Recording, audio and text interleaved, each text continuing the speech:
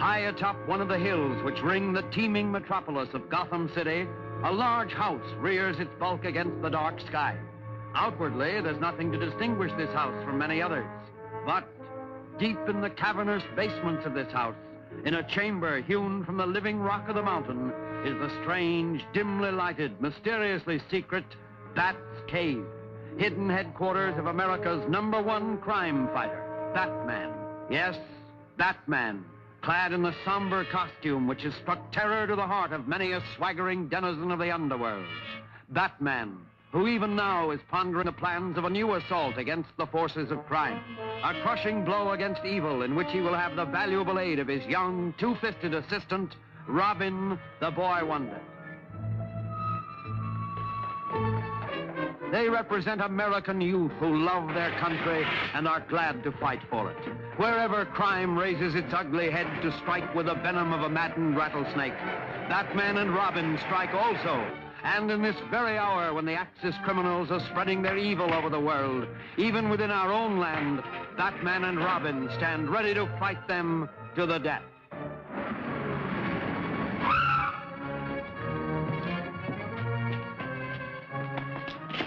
These boxes are usually locked. I know it. Captain Arnold, please.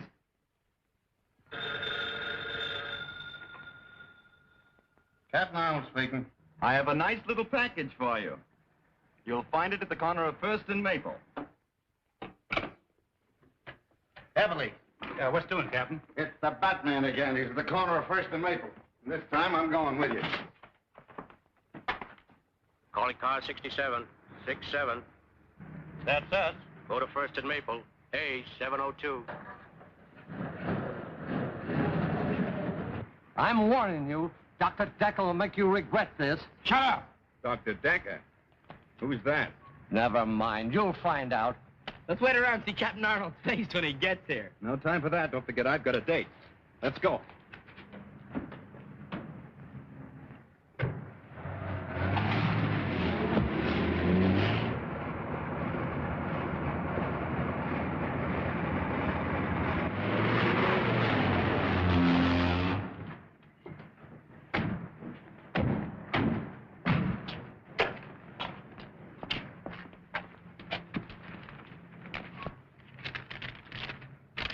You'll recognize these as the last two men of the Collins gang. I know you've been looking for them for some time. The Batman. P.S. The keys to the handcuffs are in this one's pocket. Well, it looks as though the Batman has done you boys another favor. Yeah. You ought to put him on a force. You find him. I'll put him on.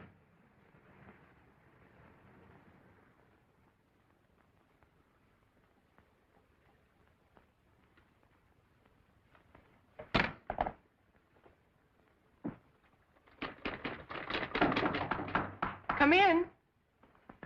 Hello, Linda. Hello. I'm just finishing up. I won't be a minute. Oh, no hurry. I'll just relax a moment. It may settle my nerves. Listen, will you keep your hands out of there? You've had your usual busy day, I suppose. Yep. Up at the crack of noon, a brisk walk to the corner, and then the club for a rugged afternoon of gin rummy. Maybe you'll be too tired to go with me tomorrow to meet Uncle Martin. No, I'll be right with you. Thanks. Oh, it'll mean so much to him to know that he still has his friends despite all that trouble he was in. Only do me a favor. Let's not start too early. I'm always tired in the morning. All right.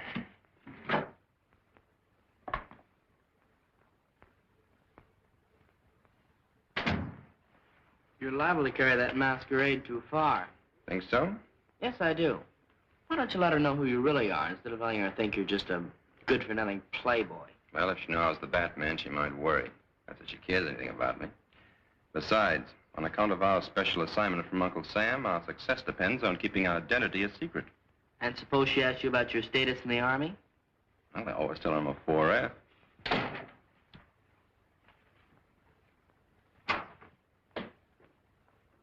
That was fast. Well, I don't keep people waiting like someone I know. Read all about it. Read all about the Batman. Captures Collin gang. Extra, extra. Hey, boy, paper. Oh. Extra, The Batman extra. is certainly marvelous, isn't he? Oh, I think he's a show-off. Oh, everybody that does anything is a show-off to you. I can do things, too. I'll show you. I'll call for you tomorrow and take you to meet your uncle no matter how early you want to leave, even if it's before noon. It's nice of you to make such a terrific sacrifice on my account.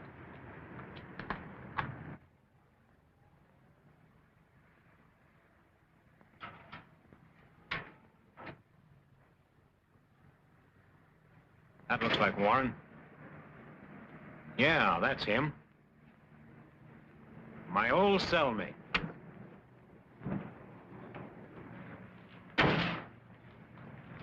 Hi, Marty, old boy. Why, hello, Foster. I don't... I know. You didn't think your old pal would remember you, did you? Well, I'm expecting my niece to pick me up. Your niece? Oh, sure, I know. That's what we came to tell you. She couldn't make it. We're going to take you to her. Come on.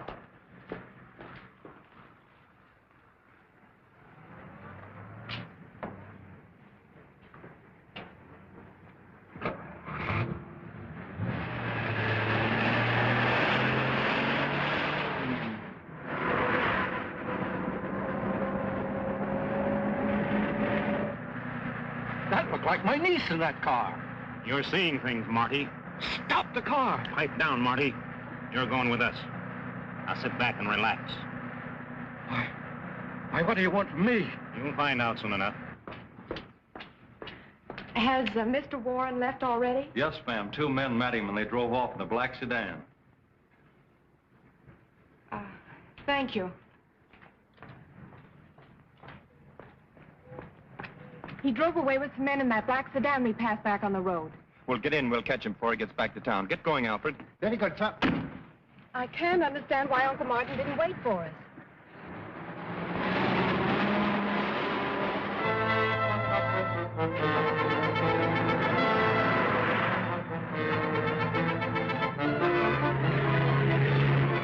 Hey, that car with a dame in it's right back of us. Step on it. We'll see if they're tailing us. They're speeding up, sir. Drive a little faster, Alfred. They're trying to lose us. I have a strange feeling that Uncle Martin is in some kind of trouble. They're gaining on us. Can't you get any more speed out of this jalopy? Do you think we can catch them? Sure, but I hope we catch them before some speed cop catches us. They're out of sight. Release the gas and make the change.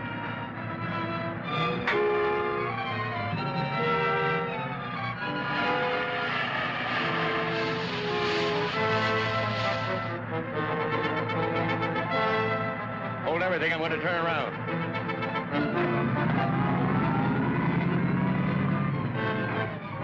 Here they come. Get down. They passed us. Didn't give us a tumble. Well, let them try to figure that one out. They've disappeared, sir. No side roads. They just seem to have vanished. Well, Linda, I guess your uncle wasn't interested in seeing us. I can't understand his actions. Well, I guess the only thing to do is to go back to the hospital and wait for him to phone me. Yeah, and find out how he did that disappearing act.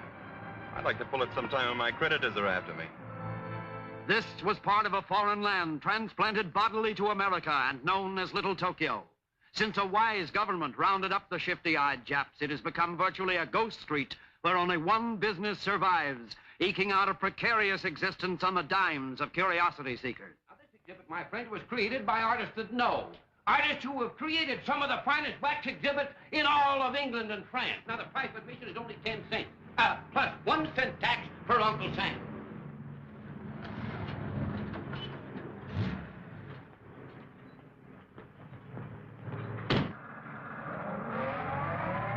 Not going to have any trouble with you, Marty, are we? Not only entertaining, Now you're being smart. It's educational. All right, gentlemen, right up these steps. And if when you come out you don't face the greatest exhibit you ever saw, I'll refund your money. All right, folks, who's next? Just a minute, folks. I know you two want to ride low.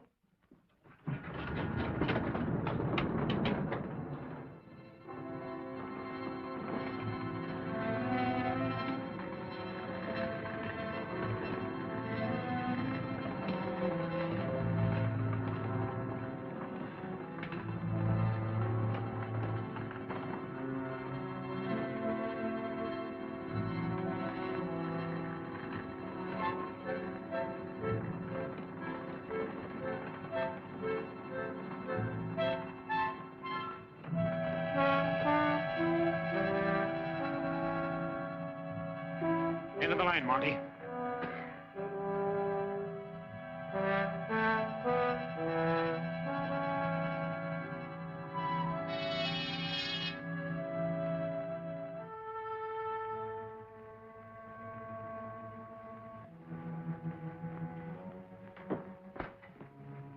Come in, Mr. Warren. The League of the New Order extends a cordial welcome to an honored guest. The League of the New Order? Yes, a group of men, all of them dishonored like yourself. But I'm not a criminal. I was convicted, yes, and sent to prison. But if the truth were known... The fact remains that you have been dishonored. Exactly like our friend Mr. Fletcher here. An excellent architect, brilliant engineer, except that some of his buildings did not quite come up to specifications. May I also present Mr. Marshall, Preston, and Wallace. Now, they are... What do you want of me? I am Dr. Daka, humble servant of His Majesty Hirohito, heavenly ruler and prince of the rising sun. By divine destiny, my country shall destroy the democratic forces of evil in the United States to make way for the new order. An order that will bring about the liberation of the enslaved people of America. Each of these men, dishonored by your corrupt form of government, is a specialist in his line and have been especially selected by me to execute the orders I received from Tokyo. We need an industrialist to round out our circle. That is why I've selected you.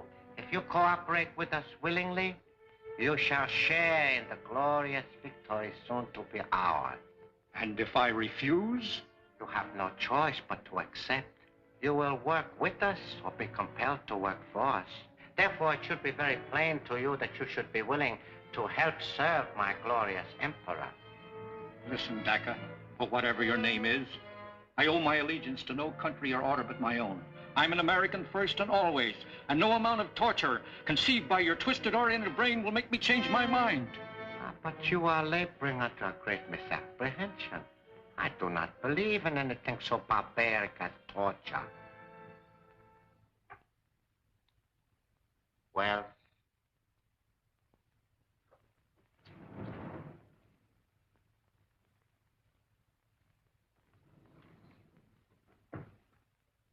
Bob! Your former partner. He was our first choice for the position you are about to assume. Unfortunately, he too attempted to resist the inevitable. Bob, old man. Don't you know me? What have you done to him? Deprived him of his ability to think. I've converted him into a zombie. He can only act as I direct. You will notice the metal headpiece from which a wire leads to the spine. Now, Mr. Warren, I would like you to look at this special microphone, the only means of communication with the zombie. When I speak into it, this slave gets the impulses through the headpiece and obeys my wishes. By this means, I have him carry out my orders no matter how far he is from me. Interesting, isn't it? Wells, return to your station.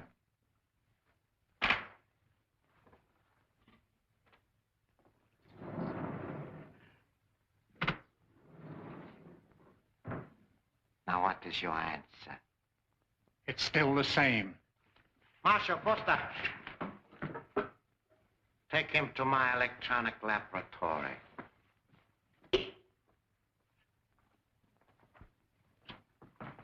Patton Jones, the door.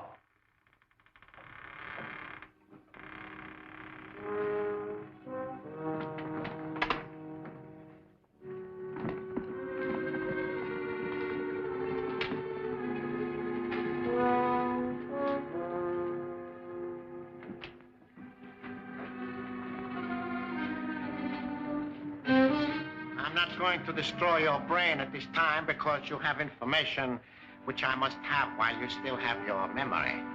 I'll tell you nothing. Fletcher. Fletcher, serum. Have you ever heard of the truth serum, Mr. Warren? It's one of the New Order's favorite weapons. Hold him. Mr. Warren, you are one of the men who endowed the Gotham City Foundation. Therefore, you should be able to give me the information which I need.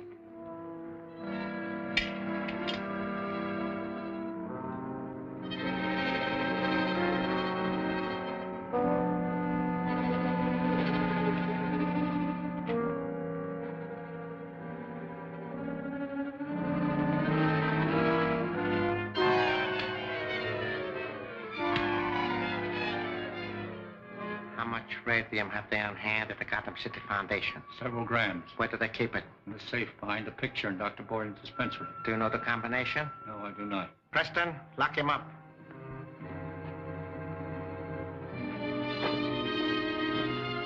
Fortunately, I do not have to have the combination. But how are we going to crack it? What do you want that radium for? I will show you. Patton Jones, the block.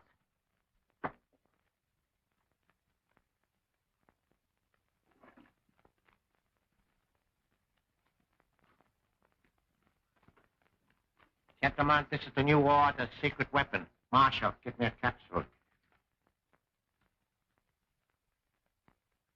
This weapon employs an infinitesimal amount of radium. It is a small yet deadly forerunner of the atom smasher, which, when perfected, will smash anything that lies in our way to victory. Allow me to demonstrate its destructiveness.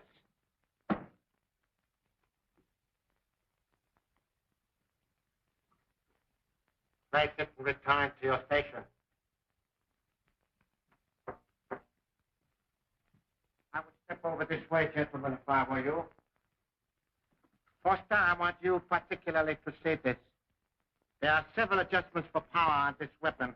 However, the weakest will suffice for this operation. Preston, step back and observe. Now watch what happens to that solid block of cement.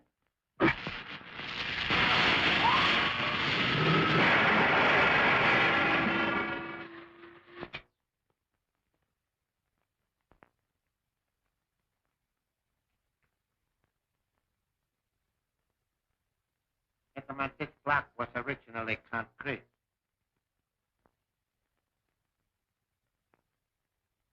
What?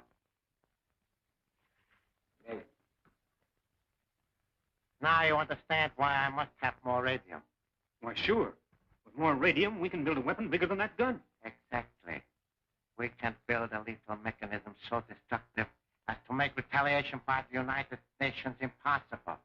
However, this weapon will suffice to open the safe at the Gotham City Foundation. And I am giving you that assignment. We've been back over an hour and he hasn't called yet. Oh, don't worry about your uncle. I'm sure he'll call you sometime today and explain why he didn't wait for us. Maybe he's in conference or something. If you'd gotten up a little bit earlier this morning, we would have been there in time to meet him. From now on, I'm turning over a new leaf. I'm going to be very dependable. Seems to me I've heard that line before. Well, this time I mean it. You just tell me what to do and I'll do it. All right. The first thing both of you can do is to get out of here and let me get my work done. Dr. Borden's going to be here any minute, and I've got an awful lot of typing to do. Never mind the details. We can take a hand. Wait, I got an idea. Why not call the prison? Maybe the guard there knows who the men were that met your uncle. Why, that's a splendid idea. See, I'm beginning to be dependable already. Oh, I don't mind robbing the safe, but what have we got to take this zombie with us for? One reason is he's strong as a bull. Another is that Daka can switch on that magic eye and watch him. Us, too, if we're close enough to him. I'm afraid we're going to double-cross him, is he? He's probably got that set focused on us right now. Thank you very much. The guard doesn't know who the men were. Well, there goes that idea. Well, we'd better get out of here and let Linda get her work done. Goodbye for now. Bye-bye. Everything's on schedule. There goes Brennan with the truck.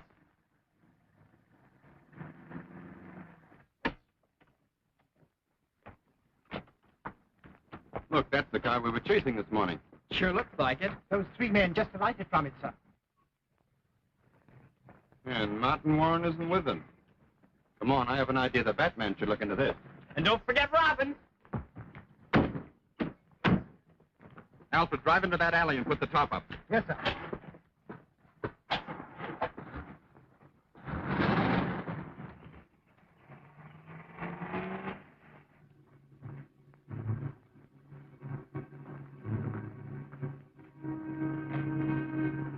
Dr. Borden, this experiment... Take her in the other room.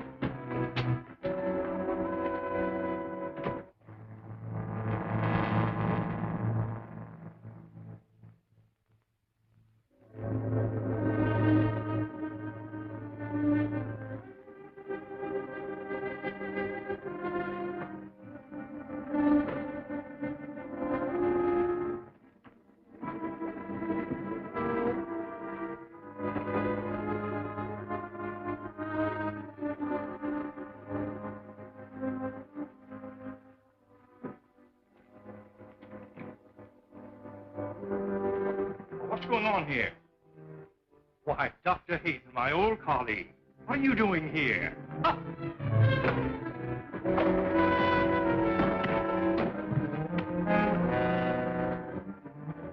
It's a laundry bag. Get something to stuff it with. Right.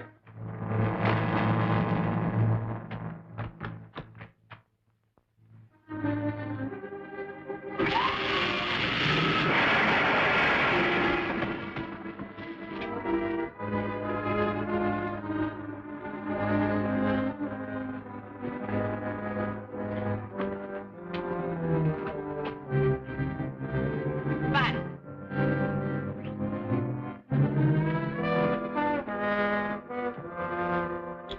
Let's get out of here. Right.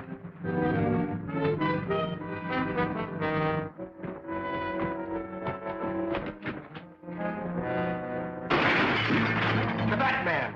Come on.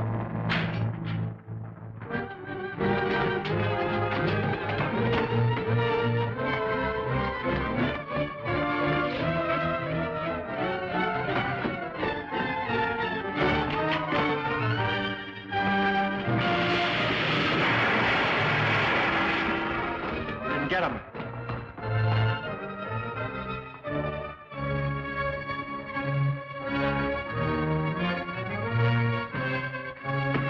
Behind the chimney.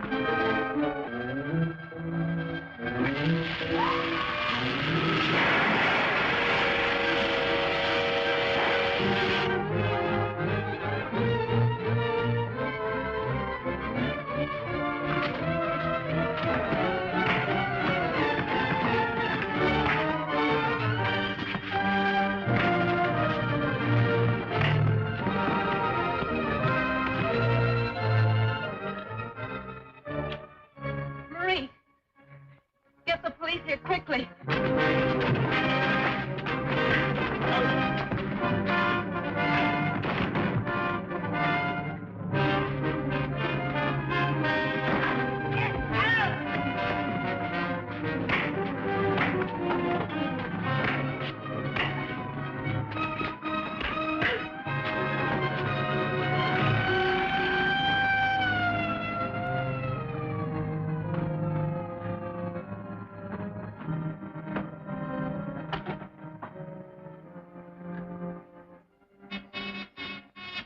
Section 1, go ahead.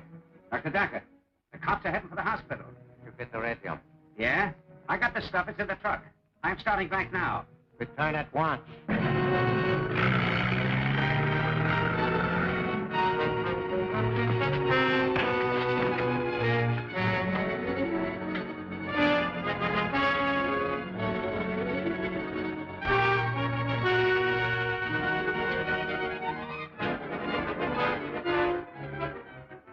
Head and leave the roof. Head and leave the roof.